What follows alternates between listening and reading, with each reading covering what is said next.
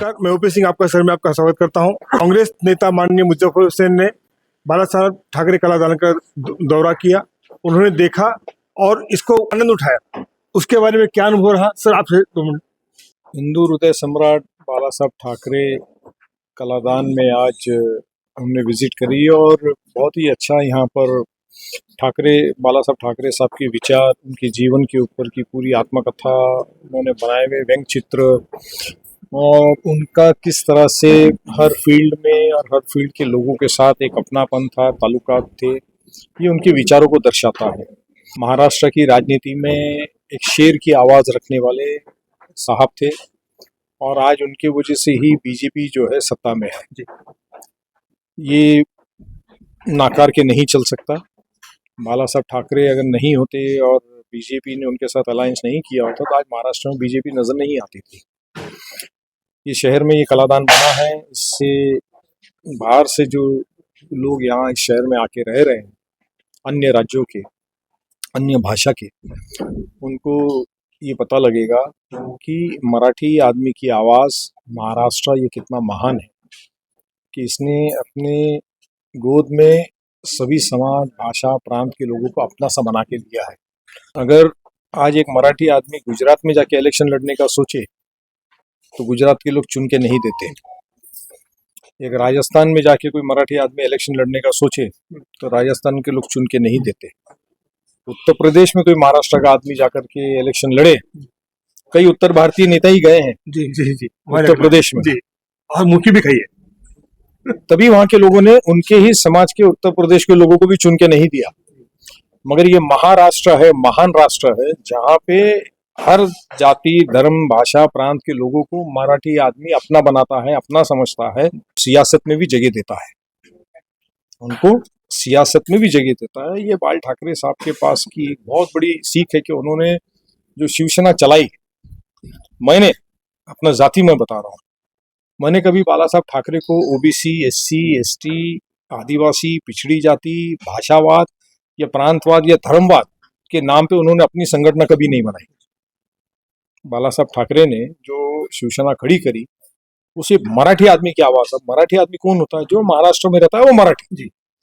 तो मराठी की आवाज उन्होंने खड़ी करी और आज जो हम लोगों को सत्ता में देख रहे हैं वो बाला साहब ठाकरे की देन है।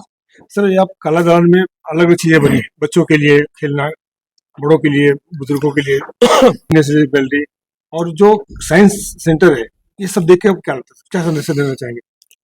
देखिए, एक होता है इतिहास और एक होता है भविष्य। तो इस कलादान में इतिहास भी है और बच्चों के लिए जो साइंस फिक्शन और लाइब्रेरी वगैरह बनाई है ये फ्यूचर भी है। तो 2 चीज का कॉम्बिनेशन आपको यहाँ देखने मिलता है। यंग जनरेशन क्या संदेश देंगे सर? यहाँ विजिट करना चाहिए, उन्होंने महाराष्ट्र का इतिहास, बाला साहब ठाकरे का इतिहास समझना चाहिए और अपने भविष्य को शिक्षण के माध्यम से, पढ़ाई के माध्यम से आगे बढ़ाना चाहिए। कांग्रेस युवा नेता आफरीन सैयद हमारे साथ में है। वो उन्होंने कलादान का विजिट किया। कलादान में सारा कुछ विजिट करने के बाद उनको क्या अच्छा लगा ये उन्हीं से जानते हैं। मैडम, आपने कलादान विजिट किया जी, और पूरा ओवरऑल विजिट करने के बाद जी। सबसे अच्छा पार्ट क्या लगा? पूरी चीज़ तो बहुत अच्छी है, पर दिल को छू जाने वाली बात यह है कि मैं एक 3rd जनरेशन होते हुए जो मेरे दादा का जो यहाँ पे जो फ्रेम लगाया हुआ है, और ये मेरे लिए सबसे बड़ी खुशी की बात है।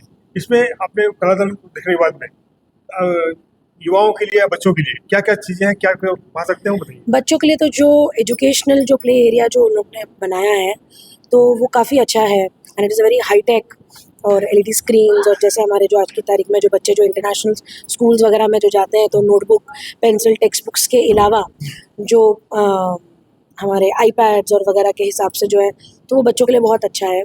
और हायर एजुकेशन के लिए जो इन्होंने जो प्लानिटेरियम जो पूरा एरिया जो बनाया है तो it is a very good. And जैसे मेरे डैडी ने कहा कि उसमें और थोड़ा एडिशंस होना चाहिए, जो अभी जो है वो खाली बेसिक है, तो या it will improve with time.